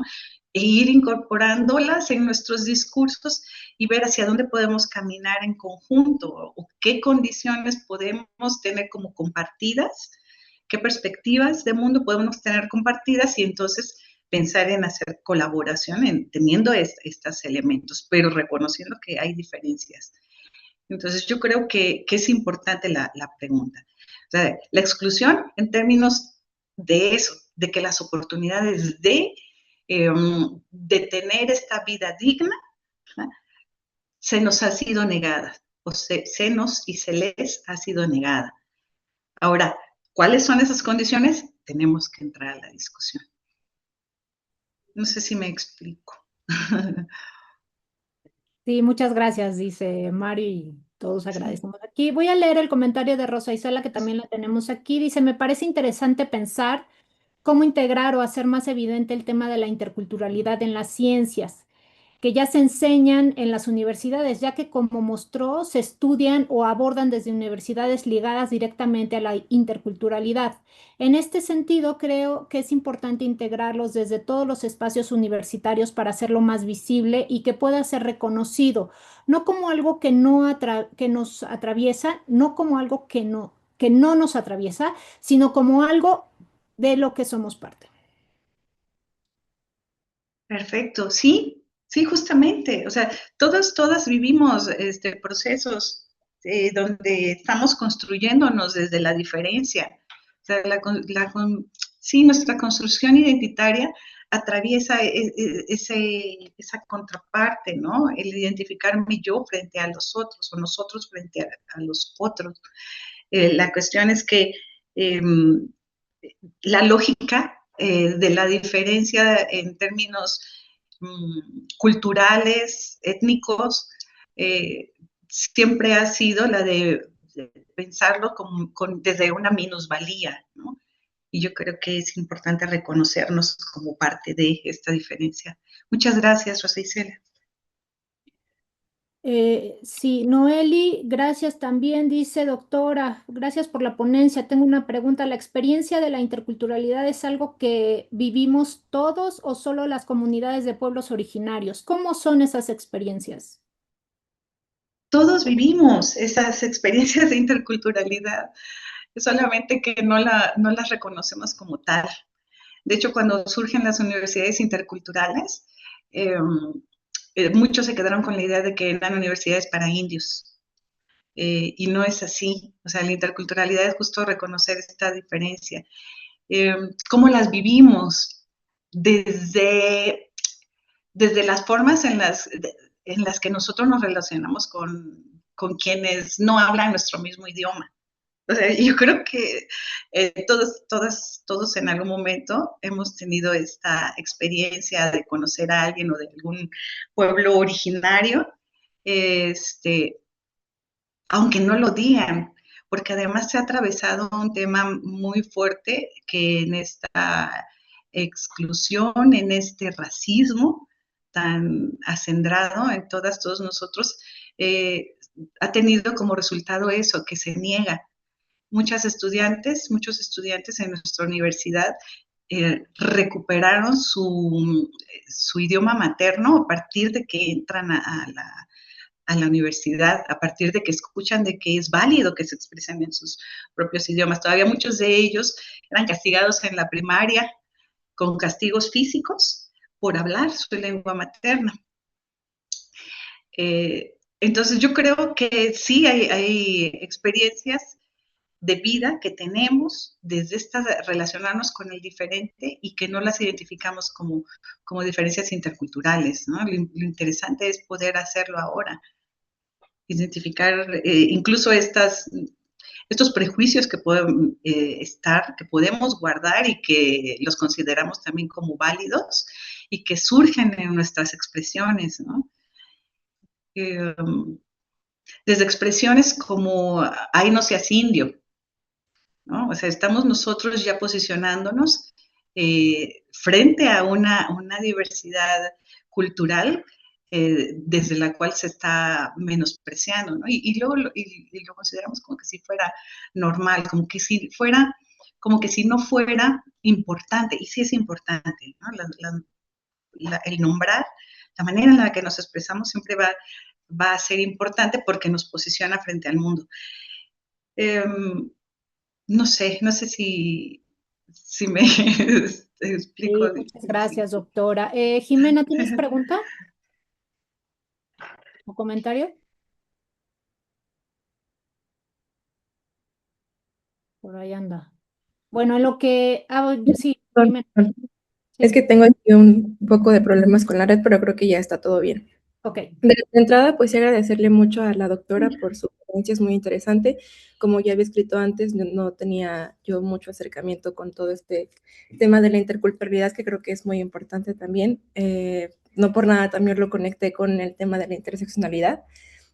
Y ahorita yo solamente me quedaba pensando mucho en que creo que algo que podría ser muy relevante sería no que dejemos de pensar en el otro o en este concepto del otro, sino que más bien entender que este otro no es necesariamente algo negativo ni algo inferior a nosotros, ¿no? Porque en ese sentido todos somos un otro para alguien más, pero más bien entender que este otro es igual a nosotros, que no por ser un otro es menor o incluso superior, o sea, partir de que todos somos un otro, pero iguales, para también a partir de ahí poder tener una escucha que sea, pues dentro de lo posible, objetiva, ¿no? Porque también pensaba mucho, si bien el diálogo es importante y para eso también es importante la escucha, cómo hacer que esta escucha sea objetiva, que no esté también ahí impregnada por nuestras subjetividades y por los prejuicios que de pronto podemos tener ahí,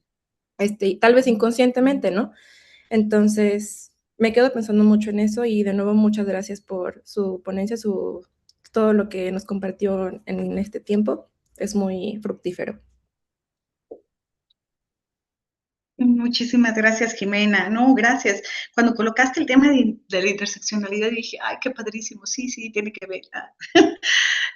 Tiene que ver, y sí, de acuerdo con reconocerme que yo soy otra, ¿no?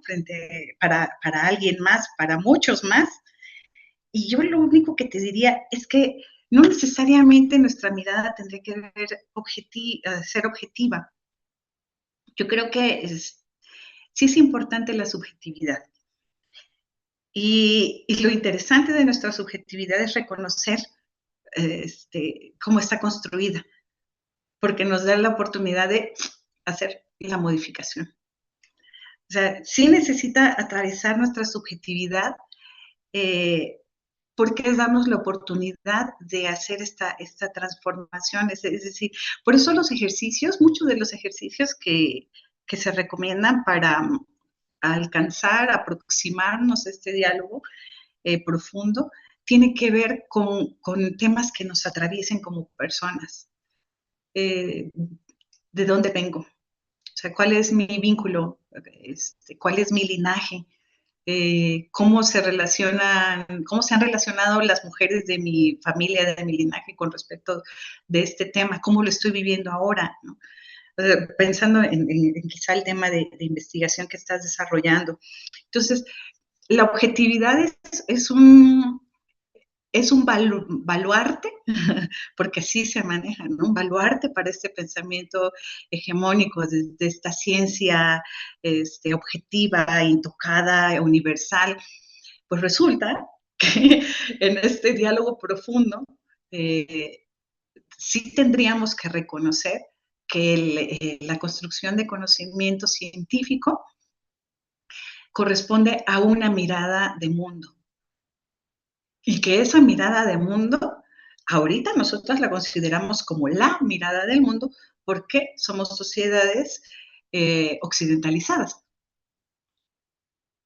Pero no, o sea, hay elementos también de verificación, claro, a lo largo de generaciones, o son otros procesos de verificación del conocimiento en diferentes matrices culturales, y son válidas. Entonces, no es caer en un ¿cómo se llama?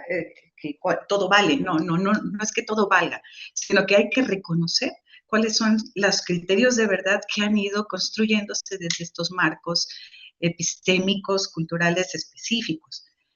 Y muchas veces estos marcos de conocimiento sí valoran la subjetividad. Acuérdense que desde la visión de la cultura de la India, solamente podemos acceder al mundo si tenemos esa mirada. O sea, necesitamos una otra visión para poder acceder a una mirada que nos permita ver la verdad. Y habla de la subjetividad. No es algo que se le da a cualquiera, sino que necesita ser construida, alimentada, enriquecida desde una subjetividad. No sé si me explico, pero hay que cuestionar la objetividad, sería mi recomendación. Sí, de hecho complementa a Jimena aquí, dice, en ese sentido vale la pena darle la importancia debida a nuestra subjetividad, pero hacernos conscientes de ella para poder recibir de igual manera la subjetividad de los otros y así entendernos mejor. Sí. Sí, exacto. Sí, bueno, justo. Sí, yo abusando, ya sé que estoy sobre el tiempo, pero sí quiero hacer dos preguntas y serían nuestras últimas, si puedo. ¿Puedo, doctora? Bueno, sí. Rápidamente, una, que tiene que ver con esta idea de la construcción de paz y el conflicto, y en ese triángulo que aparecían, necesariamente, y siempre lo digo, siempre que hablamos de paz, ¿no? De esta cultura de paz, evidentemente sale en esta distinción de las violencias, ¿no? O sea, no se puede hablar, o sea, queremos paz porque lo que hay es violencia.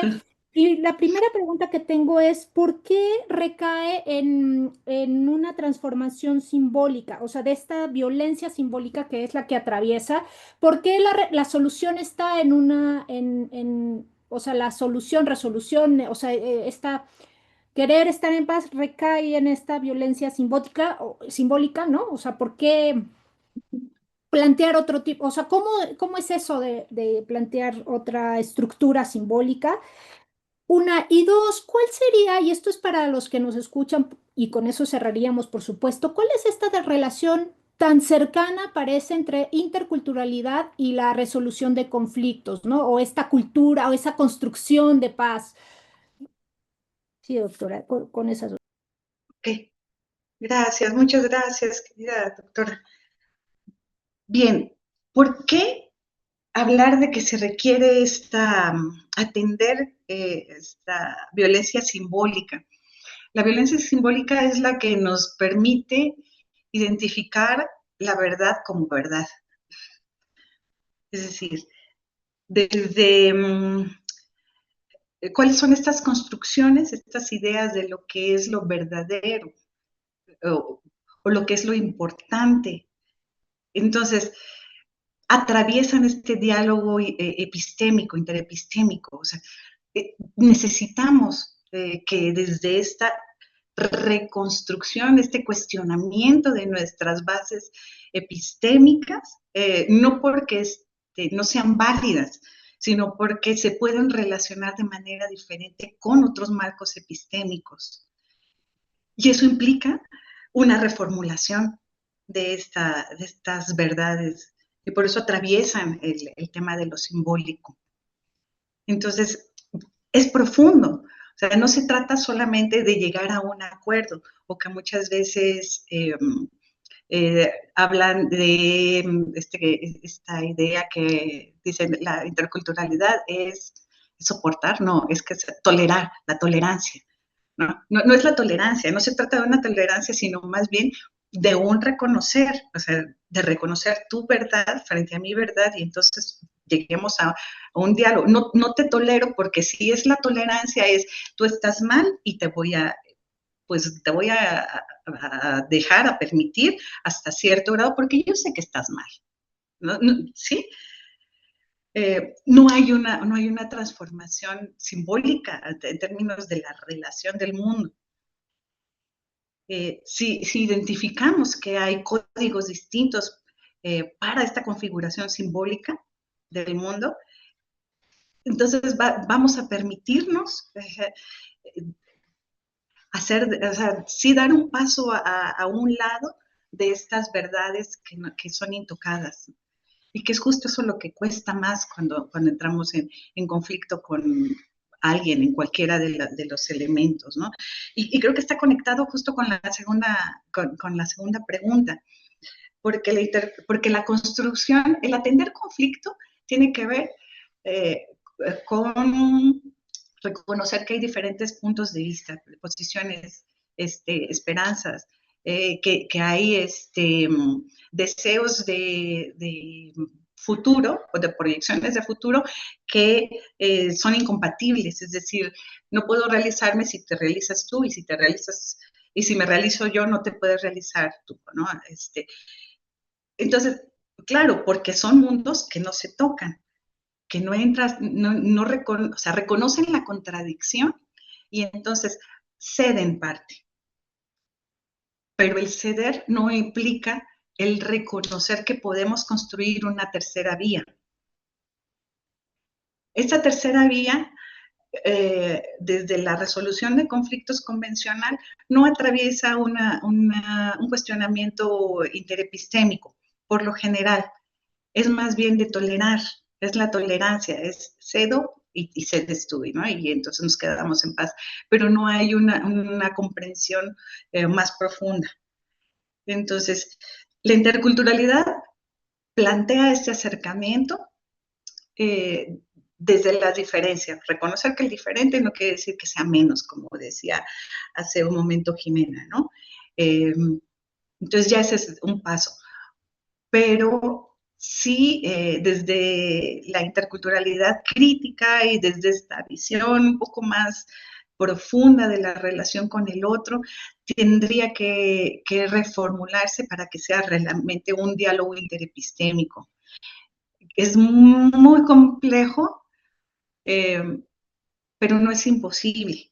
Y yo creo que ese es el camino, pues es lo que tendríamos que ir construyendo entre todas y todos. Hay visiones que sí no lo ven muy utópico.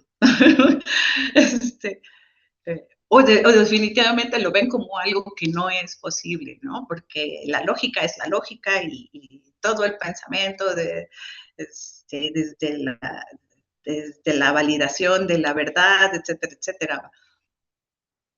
Y hay una actitud de cierre, pero yo creo que es posible un acercamiento porque hay visiones de mundo que han dejado fuera elementos del conocimiento que ahora algunas, solamente después de que pasaron todo un proceso de investigación psicológica, ¿cómo se llama?, de neurociencia, empiezan a hablar de que la intuición y de que existen otros elementos que pudieran ser validados, pero fíjense, después de un recorrido, o sea, de siglos, para reconocer que el conocimiento no es solamente el que viene desde el método científico, ¿no? Sino que hay otras formas válidas de verdad. Entonces yo creo que eso, por ejemplo, es un aprendizaje que tendremos para aperturarnos. Pues muchísimas gracias, claro que sí, muchísimas gracias, doctora, por su generosidad, por su tiempo, por su sabiduría, su conocimiento, por habernos dedicado todo este tiempo y haber aceptado esta invitación. De verdad, la llevamos con nosotros. Yo te llevo conmigo. Gracias, Luz. También agradecer, por supuesto, aquí a mis colegas que asistieron y participaron. Por supuesto, también agradecer al maestro Luis Cabrera por hacer posible. También agradecer, por supuesto, al Centro Interdisciplinario de Investigación en Humanidades por otorgarnos estos espacios y hacer posible abrirlos, ¿no? Que no siempre es fácil. Muchas gracias, los esperamos por supuesto el 18 de mayo a las 10 igual, se titula Interculturalidad y Políticas Públicas con la doctora María Guadalupe Huerta Morales. Y nos vemos muy pronto entonces. Sí. Gracias. Muchísimas gracias a todas, gracias a Madiva, un abrazo con todo cariño. Un abrazote, cuídese. Muchas gracias. Bye. Bye.